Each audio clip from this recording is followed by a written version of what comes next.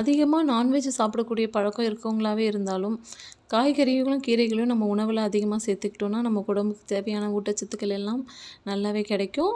அதில் கீரை ரொம்ப முக்கியமானது. இந்த கீரையில் நம்ம இன்றைக்கி முருங்கைக்கீரை எடுத்திருக்கோம். முருங்கைக்கீரையை நம்ம பொடி செஞ்சு வச்சு எப்படி அதை சாதமாக ரெடி பண்ணலாம் அப்படின்னு சொல்லி பார்க்கலாம். 2 பெரிய கட்ட அளவு உள்ள முருங்கைக்கீரையை காம்புகள் இல்லாமல் வெறும் இலைகளை மட்டும் எடுத்து நல்லா சுத்தம் பண்ணி வச்சு நிழலில் காய வச்சது. அது 2 நாள் காஞ்சதுக்கப்புறம் இந்த அளவுக்கு கிடச்சிது. அதே மாதிரி கருவேப்பிலையும் வந்து அந்த முருங்கைக்கீரையில் எந்த அளவுக்கு நமக்கு கடைசியில் கிடச்சிருக்கோ அதில் பாதி அளவுக்கு கருவேப்பிலை எடுத்துக்கணும்.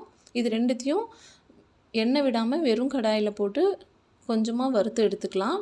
இதுக்கப்புறம் நம்ம துவரம்பருப்பு 2 டேபிள் ஸ்பூன், கடலைப்பருப்பு, உளுத்தம் பருப்பு இது 3மே 2 டேபிள் ஸ்பூன் எடுத்துகிட்டு, காஞ்ச மிளகா ஒரு 7, மிளகு, சீரகம் ஒரு டேபிள் ஸ்பூன், ஒரு 7 பல் அளவுக்கு பூண்டு, கொஞ்சமாக ஒரு ஸ்பூன் அளவுக்கு தனியாக சேர்த்துருக்கோம். பெருங்காய கட்டி இருந்தால் அதை தனியாக சேர்த்துக்கலாம். நான் பெருங்காயத்தூள் சேர்த்துருக்கேன்.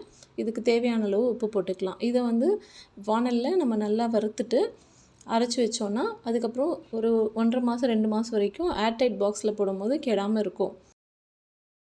இந்த முருங்கைக்கீரை பொடியில் நம்ம கருவேப்பிலையும் அதிகமாக சேர்த்துருக்கோம். இது நம்மளோட முடி வளர்ச்சிக்கு ரொம்பவே நல்லது, ஸ்கின்னுக்கும் நல்லது.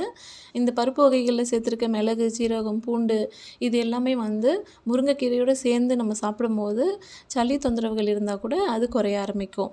கண்டிப்பாக குழந்தைங்கள்லேருந்து பெரியவங்க வரைக்கும் எல்லாருமே இதை சாப்பிட்லாம். இந்த மாதிரியான வீடியோக்கள் நம்ம சேனலில் அடுத்தடுத்து நிறைய வரும்.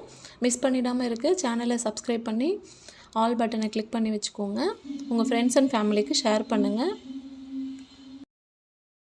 எல்லாமே நல்லா வறுத்து எடுத்துட்டோம். இந்த கடாயோட ஹீட் இருக்கிற வரைக்கும் அந்த பூண்டை வந்து தனியாக போட்டும் நான் வறுத்து எடுத்துட்டேன். ஏன்னா ஈரப்பதம் இல்லாமல் இருந்தால் தான் பொடி வந்து கெடாமல் இருக்கும். இது வந்து ஆறுனதுக்கப்புறமா நம்ம அரைச்சி எடுத்து வச்சுக்கலாம். அரைச்சதுக்கப்புறம் இந்த மாதிரி தான் நமக்கு நல்ல கரும் பச்சையாக கிடைக்கும். இதை வச்சு நம்ம ஒரு சாப்பாடு எப்படி செய்கிறோன்னு சொல்லி பார்க்கலாம். ஒரு இரும்பு வாணலில் கொஞ்சமாக கடலெண்ணெய் விட்டுருக்கேன். நல்லெண்ணெய் வேணும்னாலும் சேர்த்துக்கலாம். இதில் கடுகு, ஜீரகம், கொஞ்சமாக கடலைப்பருப்பு, உளுத்தம் பருப்பு, வேர்க்கடலை போட்டு தாளிச்சிருக்கேன். கருவேப்பிலை, பெருங்காயம் எல்லாமே வந்து நம்ம எல்லாமே அதில் சேர்த்துருக்கோம். இருந்தாலும் முழுசாக கிடைக்கிறதுக்காக கொஞ்சம் கொஞ்சம் எல்லாமே நம்ம சேர்த்துருக்கோம். நார்மல் தாளிப்பு தான் இது. இதில் 2 ஸ்பூன் அளவுக்கு நம்ம சாப்பாடுக்கு தகுந்த அளவு போட்டுக்கலாம். இது போட்டு நல்லா மிக்ஸ் பண்ணிவிட்டு இது சூடு லேசாக ஆறுனதுக்கப்புறமா நம்ம வடித்து வச்சுருக்க சோறு வந்து நம்ம இதில் சேர்த்து கிளறிட்டோன்னா ரொம்ப நல்லாயிருக்கும். டேஸ்ட்டுக்கு தகுந்த மாதிரி கொஞ்சமாக உப்பு சேர்த்துக்கலாம்.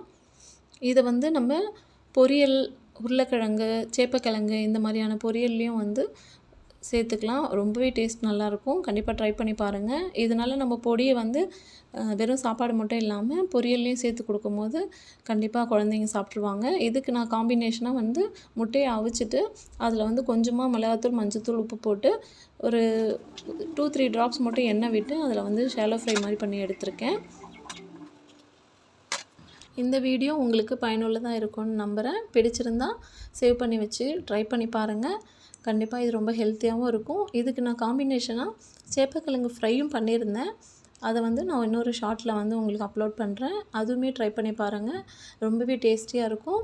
இந்த காம்பினேஷன்லேயும் நல்லாயிருக்கும். சாம்பார் மாதிரியான இதுலேயும் சேர்த்து அதை சாப்பிட்றதுக்கு நல்லாயிருக்கும். இப்படி நான் முட்டை, சேப்பக்கிழங்கு ஃப்ரை இந்த முருங்கைக்கீரை கருவேப்பிலை சாதத்தோடு சர்வ் பண்ணியிருக்கேன். நீங்களும் ட்ரை பண்ணி பாருங்கள். தேங்க்யூ.